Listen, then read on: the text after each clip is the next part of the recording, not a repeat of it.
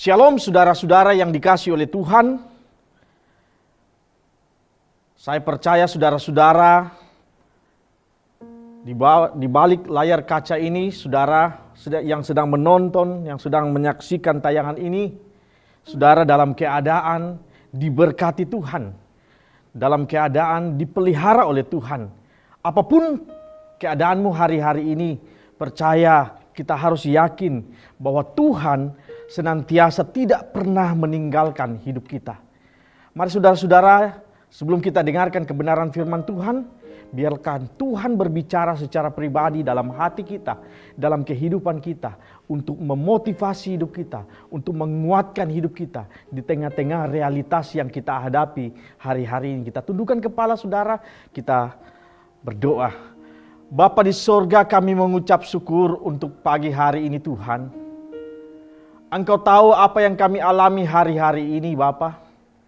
Engkau tahu yang kami alami di saat-saat ini Tuhan. Engkau Allah yang akan mengendalikan kami. Engkau Allah yang akan memperdulikan kami. Engkau Tuhan yang akan menjaga hidup kami. Oleh dan sebab itu Tuhan, saat ini Tuhan kami mau siapkan hati kami untuk mendengarkan kebenaran firman-Mu yang sungguh-sungguh kami percaya akan menguatkan kami, akan memotivasi hidup kami. Bahkan dalam keadaan apapun hidup kami hari-hari ini Tuhan, kami percaya Tuhan dengan firman-Mu akan memberikan kami kekuatan baru dalam hidup kami Tuhan. Terima kasih Tuhan Yesus, Engkau berfirman secara bebas Tuhan. Engkau berfirman dalam hati kami. Engkau nyatakan apa yang Kau kehendaki bagi hidup kami di tengah-tengah situasi hidup hari-hari ini Tuhan. Dalam nama Tuhan Yesus, kami siap untuk dengarkan firman Tuhan. Yang mau dengarkan firman Tuhan sama-sama katakan amin. Saudara-saudara yang dikasihi oleh Tuhan, tema kita pada saat ini yaitu iman di hadapan realitas. Iman di hadapan realitas. Saya ingin berkata saudara bahwa iman yang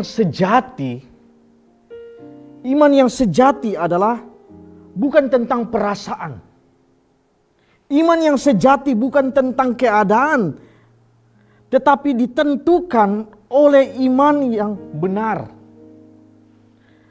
Ditentukan oleh iman yang benar, bukan iman yang salah. Nah saudaraku yang dikasihi oleh Tuhan, itu artinya kita harus menentukan iman kita kepada sesuatu yang benar, sesuatu yang sungguh-sungguh dapat dipercaya, yaitu Kristus Yesus. Nah saudaraku yang dikasihi Tuhan, kalau perasaan saudara, kalau ditentukan, andai kata iman kita ditentukan oleh perasaan saudara yang dikasihi Tuhan,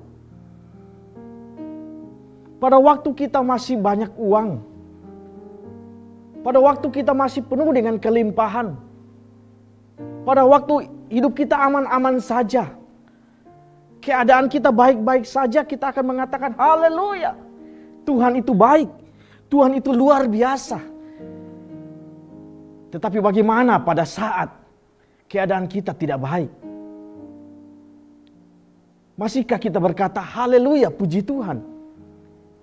Andai kata iman itu ditentukan oleh sebuah kenyataan, ditentukan oleh keadaan yang kita alami hari-hari ini.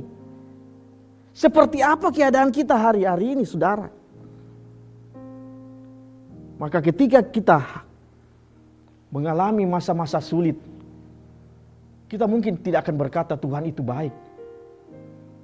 Kalau keadaan kita baik, kita katakan haleluya, Tuhan baik. Tapi bagaimana kalau sebaliknya?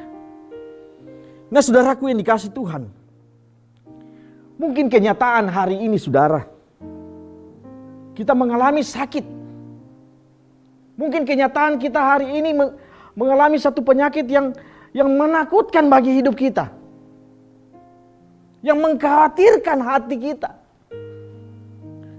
Mungkin kenyataan pada hari ini kita belum mendapat pekerjaan.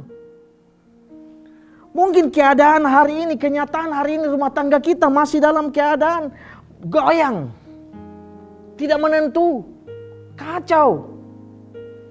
Nah saudaraku yang dikasih Tuhan, mungkin kenyataan hari ini saudara masih dililit oleh hutang.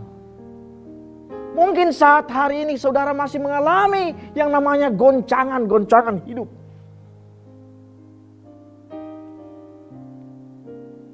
Tapi itu bukan ditentukan.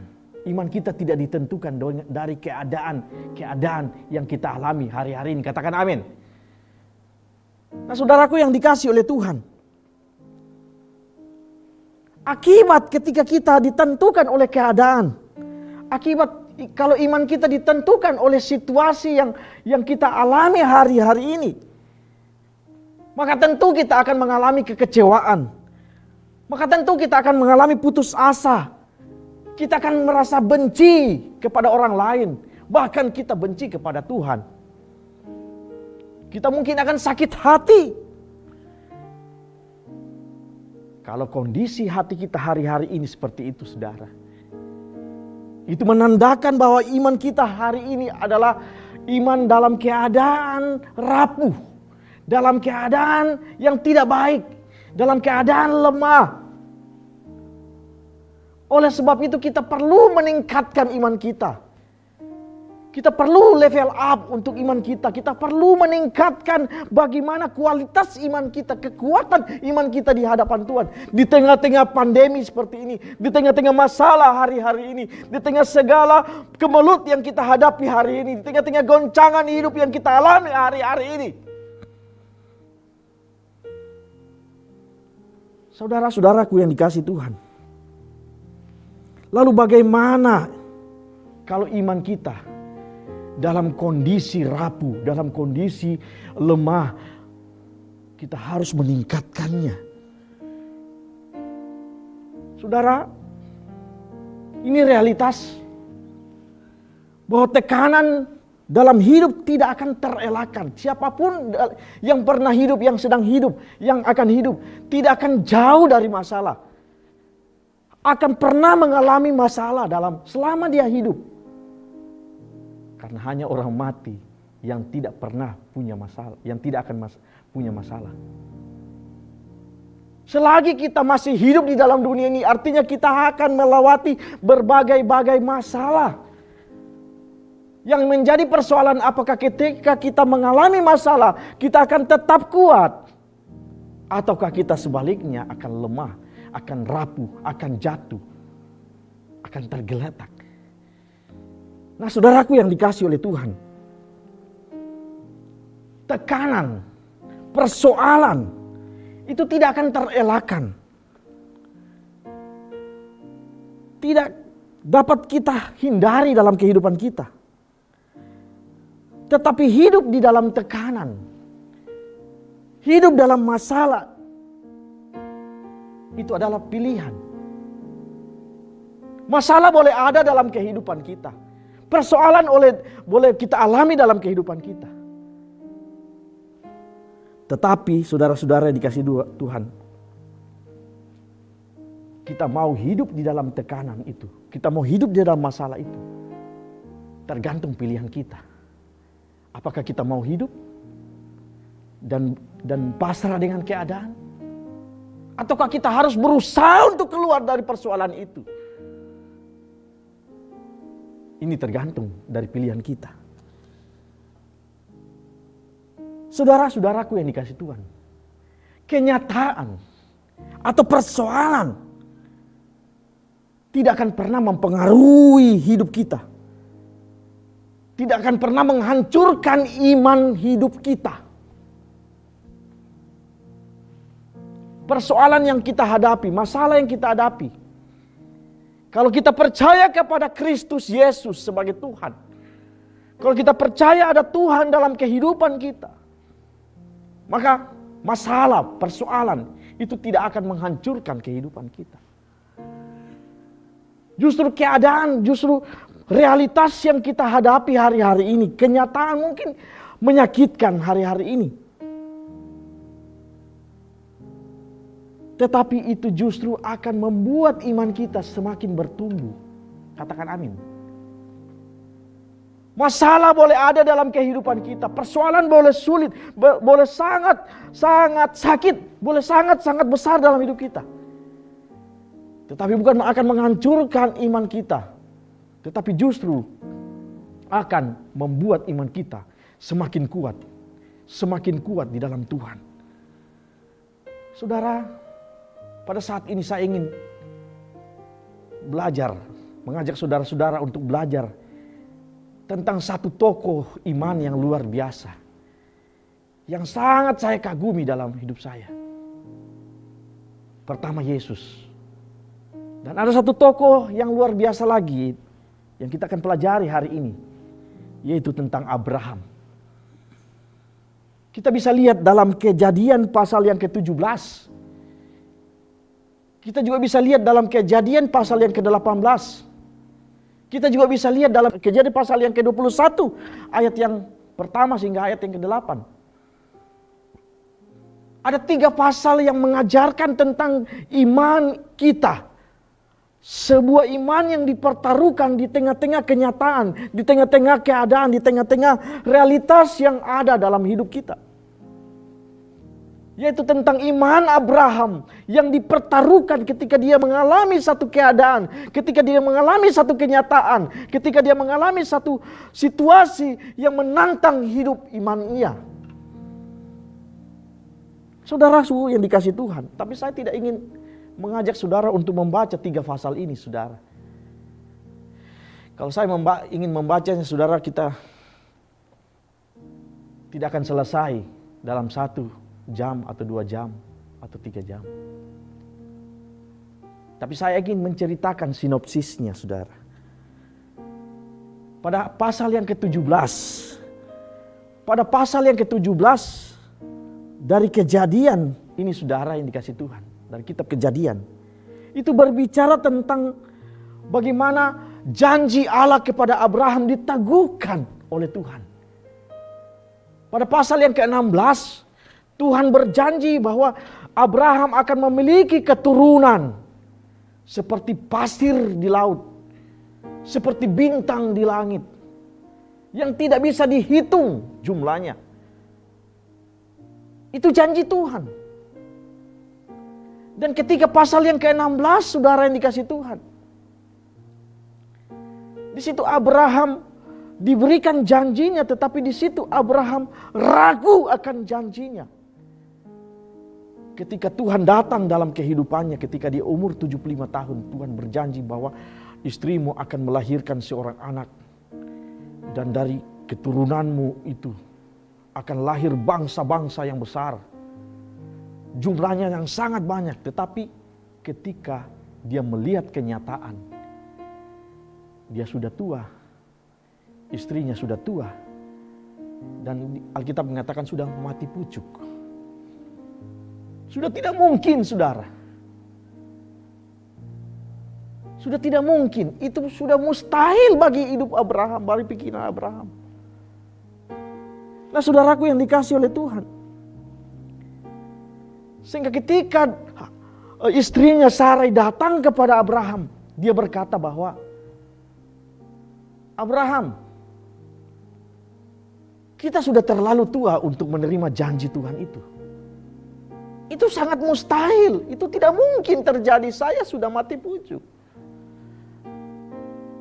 Dan tidak ada manusia yang bisa melahirkan hal seperti itu di usia seperti saya ini, kata Sarai. Ayo Abraham, kita punya adat dalam kebiasaan kita, mengambil salah satu daripada budak-budak kita. Ambillah budak kita, yaitu Hagar. Nikahi dia. Dan tradisi kita mengatakan anak dari hasil daripada perkawinan itu akan menjadi anak kita. Dan ketika Abraham melakukannya, itu artinya di situ Abraham diuji kemampuan imannya, kualitas imannya, dan di situ dia goyah, saudara. Bukankah Allah sudah berjanji bahwa dia akan memiliki keturunan? Tetapi mengapa dia mendengar suara istrinya? Dia melakukan apa yang dikatakan oleh istrinya. Nah saudaraku yang dikasihi Tuhan. Sehingga pasal yang ke-17. Tuhan kembali meneguhkan. Dia menjumpai lagi Abraham. Dia katakan, Abraham, aku akan memberkati engkau. Dari Sarailah engkau akan menerima keturunan itu. Menerima janji-janjiku itu. Bukan dari Hagar atau anak daripada Hagar yaitu Ismail. Bukan. Tetapi dari Sarailah engkau akan menerima janji-janjiku. Engkau akan jadi bapa bangsa-bangsa. Nah saudaraku yang dikasihi oleh Tuhan. Bukankah Abraham bisa menolak perkataan istrinya? Bisa tidak menuruti apa yang dikatakan istrinya, usul istrinya. Kalau memang Abraham telah menerima janji Tuhan. Kalau memang Abraham telah menerima bahwa janji Tuhan bahwa dia akan menerima keturunan. Walaupun keadaan, kenyataan itu tidak mungkin. Tapi dia harus pegang janji itu. Dia tidak boleh goyang. Nah saudaraku yang dikasihi Tuhan. Kadang kita seperti itu dalam hidup kita, saudara. Bukankah Tuhan berjanji bahwa kita kepala bukan ekor? Hidup kita akan naik tidak turun. Bukankah Tuhan memberkati kita dalam Yeremia 29 ayat 11 bahwa masa depan kita adalah masa depan yang penuh dengan harapan. Tetapi ketika ada badai pandemi seperti ini, ketika rumah tangga kita mulai goncang, ketika ekonomi kita mulai goyang, ketika kehidupan kita mulai tidak menentu, kadang kita seperti Abraham, saudara, mulai kehilangan kepercayaan kepada Tuhan. Dan kita mulai kecewa. Kita mulai sakit hati. Iman kita mulai hancur. Iman kita mulai rapuh. Iman kita mulai lemah. Tuhan sudah berjanji bahwa masa depan kita penuh dengan harapan bagi orang-orang yang mengasihi Tuhan. Pegang janji Tuhan itu. Apapun keadaan kita hari-hari ini, tetap pegang janji Tuhan. Karena janji Tuhan tidak akan pernah dibatalkan dalam kehidupan kita. Nah saudaraku yang dikasihi Tuhan. Kisah tentang Abraham tadi saudara mengajarkan kepada kita. Ketika kita mulai mengandalkan kekuatan kita. Seperti Sarai mulai mengandalkan pikirannya. Kemampuan dia berpikir. Mungkin Tuhan punya janji itu kau kawin dengan budakku. Supaya kita menerima keturunan itu. Mungkin kita berpikir seperti itu. Kita berpikir seperti Sarai. Mungkin kita berpikir ketika kita mengalami masa-masa sulit dalam hidup itu. Kita boleh melakukan yang tidak sesuai dengan firman Tuhan. Supaya kita katakan bahwa kita diberkati Tuhan dengan cara ini. Atau dengan cara yang salah. Kita mengatakan, oh ini mujizat. Ini luar biasa. Inilah yang Tuhan berikan bagi hidup kita. Nah, saudara. Saudara yang dikasihi Tuhan. Ini mengajarkan kepada kita, saudara. Ketika kita mulai mengandalkan kekuatan kita, kemampuan kita, kecakapan hidup kita. Mari kita lihat. Ayo kita bandingkan. Kalau Tuhan campur tangan dalam kehidupan kita. Apakah ketika kita berusaha untuk keluar dari persoalan dengan kekuatan kita, kita keluar dari masalah dengan kekuatan kita, apakah kita akan seberhasil dengan apa yang Tuhan lakukan ketika Tuhan campur tangan dalam kehidupan kita? Kita akan lihat di situ, saudara. Iman kita harus tidak tergantung pada keadaan.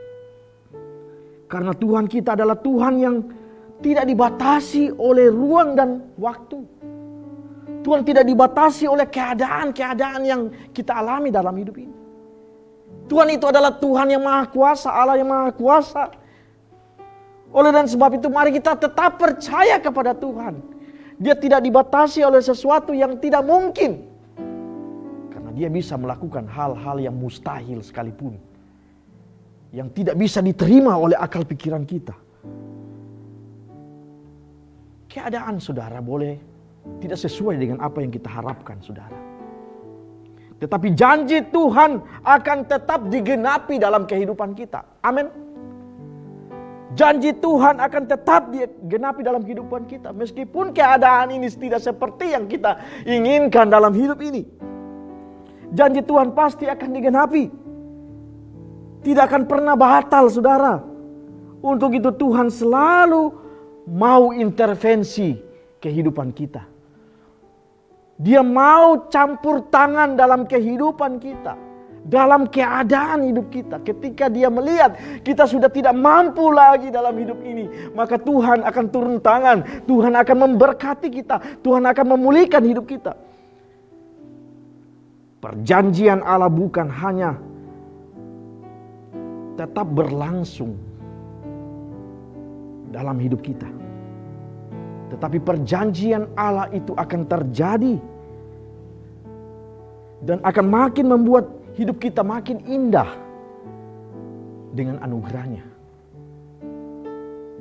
Andai kata Tuhan menggenapi janji Tuhan pada usia Abraham masih 75 tahun atau 76 tahun.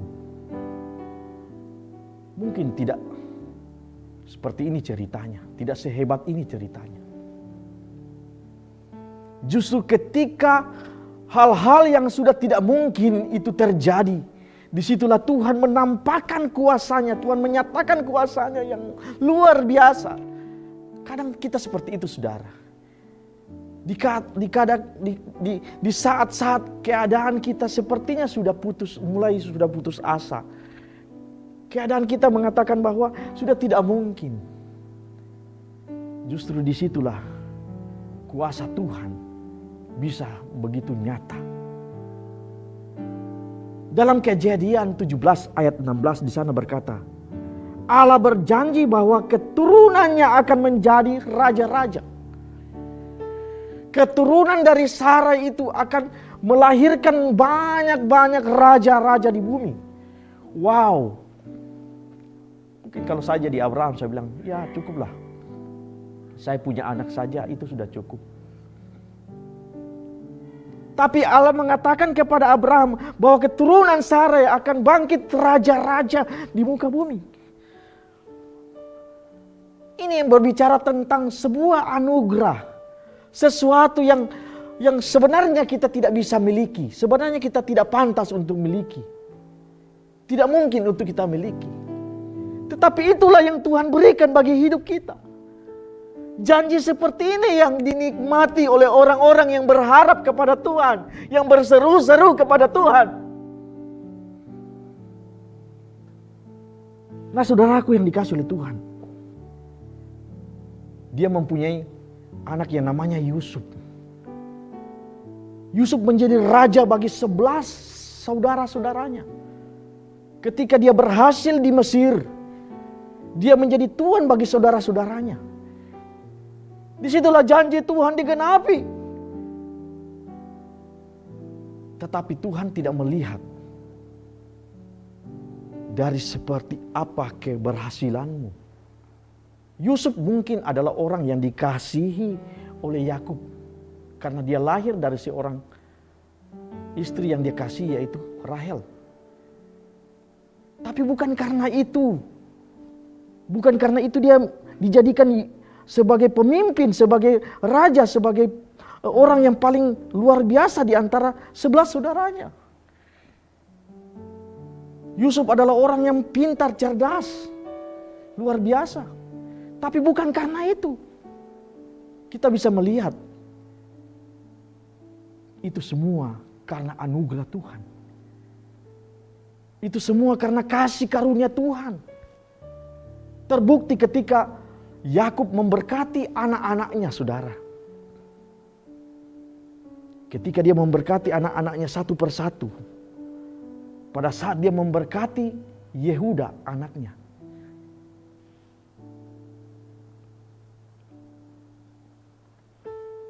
Yakub berkata kepada Yehuda bahwa padamu akan tunduk anak-anak ibumu. Dia berkata kepada Yehuda, kepadamu akan tunduk anak-anak ibumu, dan tongkat kerajaan tidak akan berpaling daripadamu. Nah saudara yang dikasih Tuhan, dari keturunan Yehuda lah lahir raja-raja Israel. Ini yang Alkitab catat, saudara. Siapa Yehuda itu? Dia bukan siapa-siapa, saudara. Dia pun orang yang berdosa. Alkitab mencatat Yehuda hanyalah seorang pesina yang berzina dengan menantunya sendiri. Dia bukan orang yang hebat seperti Yusuf. Ini mengajarkan kepada kita bahwa kasih karunia Tuhan berlaku bagi siapapun. Tidak ditentukan oleh seperti apa, sebaik apa latar belakang kita. Atau seluar biasa apa pendidikan kita, latar belakang kita. Tetapi berkat Tuhan itu tercurah bagi orang yang berseru-seru kepada Tuhan. Tidak ditentukan oleh siapa penerima berkat itu. Apa kastanya? Apa kehebatannya? Apa latar belakangnya? Janji Tuhan itu ditentukan oleh kasih karunia-Nya. Berkat Tuhan itu jatuh kepada setiap orang karena anugerahnya, kasih setia Tuhan. Nah saudaraku yang dikasih Tuhan, kita lihat Yehuda. Yehuda melahirkan raja-raja Israel. Dia melahirkan banyak raja-raja. Lebih daripada itu dia juga melahirkan garis keturunan, yaitu Yesus Kristus, raja di atas segala raja. Nah saudaraku yang dikasih Tuhan, hidup ini hanya karena anugerah Tuhan. Jangan kita pikir karena kelebihan kita pantas untuk menerimanya. Kehebatan kita pantas untuk menerimanya. Semuanya karena anugerah. Pada pasal yang ke-8 saudara mengajarkan kepada kita, berbicara tentang Allah fokus kepada anak perjanjian Abraham. Dia katakan bahwa bukan dari Ismail lah keturunan itu janjiku akan digenapi, tetapi dari anak daripada yang akan dilahirkan oleh Sarah, yaitu Ishak. Nah saudaraku yang dikasih Tuhan, ketika iman kita lemah, ketika iman kita mulai goyah, mari kita perkuat iman kita. Kita menambah kapasitas iman kita. Mungkin kita pernah jatuh dalam iman, dalam hal iman, seperti Abraham. Tapi bukan berarti kita tidak bisa bangkit.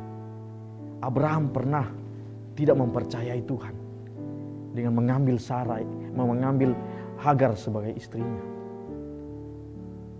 sebagai gundiknya, untuk melihat janji Tuhan digenapi. Tetapi dia di kali yang kedua, ujian kedua ketika dia dipertaruhkan, anaknya dipertaruhkan, anak perjanjiannya dipertaruhkan, yaitu Ishak. Malam-malam Allah datang kepada dia. Dan dia berkata, ambil anakmu yang kau kasihi, anakmu yang tunggal itu, yaitu Ishak. Pergilah ke Gunung Moria, persembahkan dia bagiku. Kita melihat saudara iman Abraham. Dia tidak sama seperti yang lalu. Dia tidak ragu dengan janji Tuhan. Dia lakukan perintah Tuhan meskipun itu tidak masuk dalam pikirannya. Karena dia tahu ketika Allah memperintahkan sesuatu, itu pasti akan mendatangkan kebaikan bagi hidupnya. Dia lakukan, saudara. Dia lakukan. Dia pergi ke Gunung Moria, dia bawa anaknya. Dia persembahkan anaknya. Tetapi di Gunung Moria itu Tuhan gantikan Ishak itu dengan seekor domba. Disitulah dia berkata, Allahku adalah Allah yang menyediakan. Allah Jehovah Jireh. Dia punya iman. Nah, saudaraku yang dikasih oleh Tuhan, kita lihat saudara, bagaimana cara kita menambah kapasitas iman kita.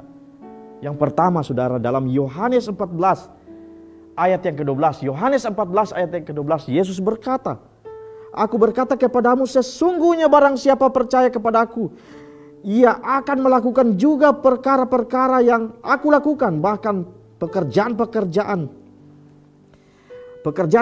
yang lebih besar daripada itu. Sebab aku pergi kepada Bapa. Saudara yang dikasih Tuhan, pekerjaan-pekerjaan yang Yesus lakukan akan kita lakukan juga. Kalau kita sungguh-sungguh percaya, barang siapa percaya kepada Yesus. Untuk itu mari kita percaya.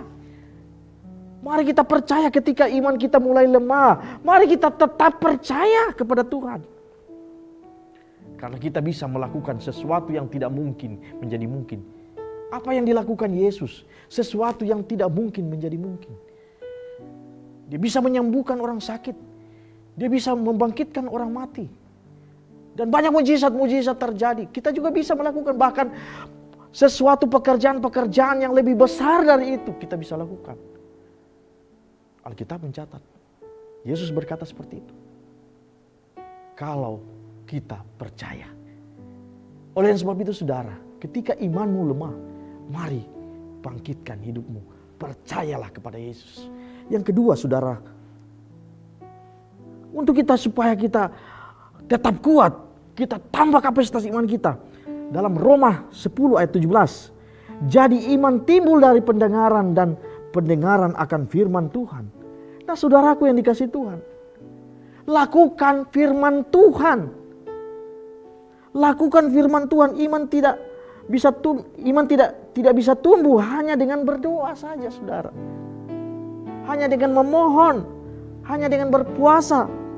Tetapi iman bisa tumbuh ketika kita lakukan ora et labora.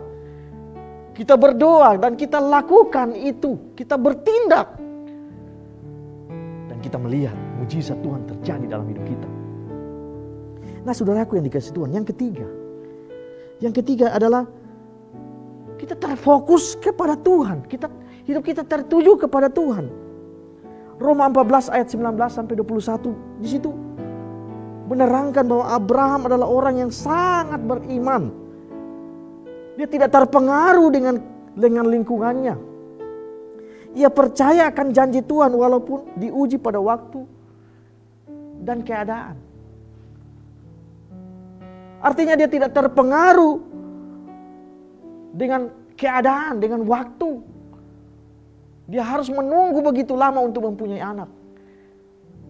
Di situ dia imannya diuji, saudara.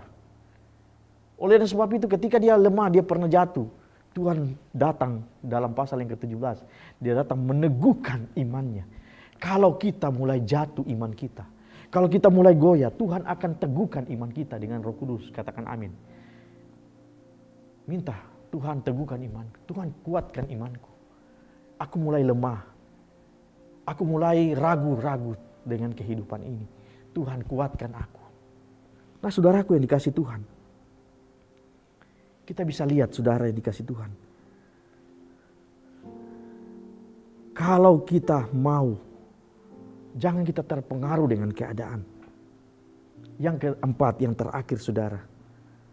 Jaga hubungan kita dengan Tuhan. Kalau keadaan kita mulai lemah, iman kita mulai bimbang, mulai ragu, mulai kecewa. Mari saudara-saudara yang dikasih Tuhan, kita mulai perbaiki hubungan kita dengan Tuhan. Perbaiki keintiman kita dengan Tuhan, intim dengan Tuhan. Buat kita semakin melekat kepada Tuhan. Kita lihat saja saudara, kalau ranting pohon tetap melekat pada pohonnya. Dalam musim apapun, dia akan tetap hidup. Kalau engkau, kalau kita, kalau saya dan saudara tetap intim dengan Tuhan, tetap melekat dengan Tuhan, tetap berharap dengan Tuhan dalam keadaan apapun hidup kita hari-hari ini, kita akan tetap hidup. Kita akan tetap menikmati sukacita Tuhan. Mungkin masalah itu boleh ada. Mungkin persoalan itu boleh ada. Mungkin angin-angin pencobaan itu boleh mampir dalam hidup kita. Kalau kita melekat kepada pokoknya, kepada Yesus, maka kita tidak akan pernah jatuh. Kita tidak akan pernah hancur. Karena kita melekat kepada sumber kehidupan itu. Nah, saudaraku yang dikasihi Tuhan, orang yang intim dengan Tuhan akan berkata seperti Paulus. Dalam Filipi pasal 4 ayat 13, di sana dikatakan, segala perkara dapat kutanggung di dalam Dia yang memberikan kekuatan kepadaku.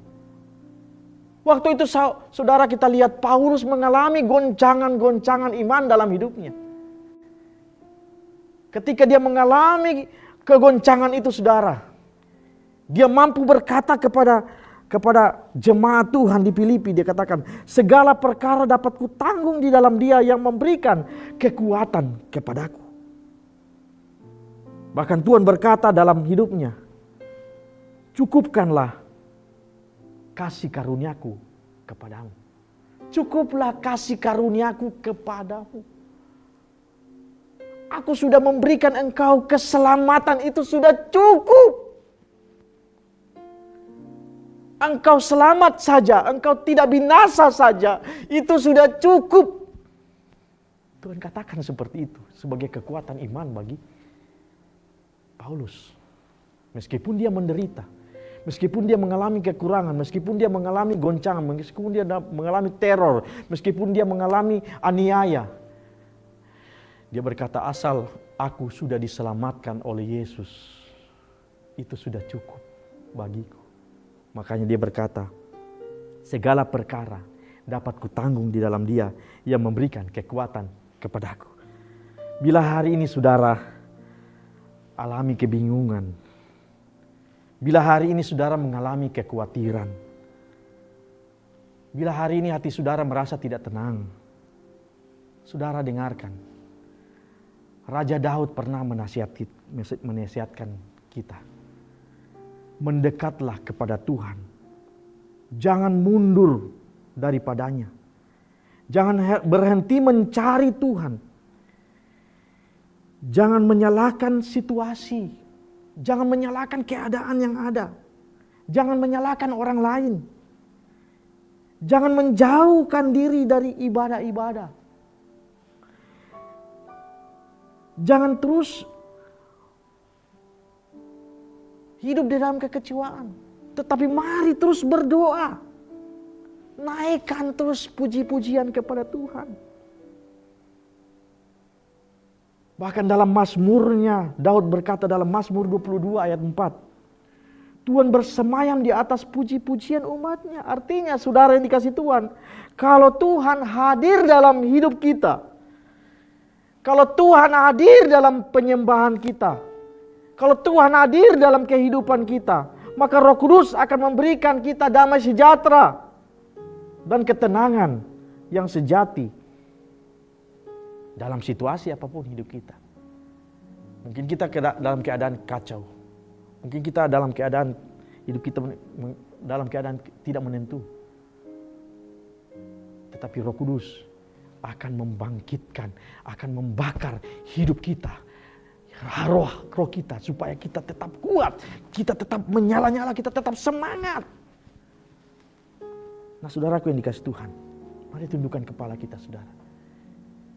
Apapun persoalanmu hari-hari ini, apapun masalahmu hari-hari ini, saya ingin berdoa bagi saudara-saudara yang dikasih Tuhan.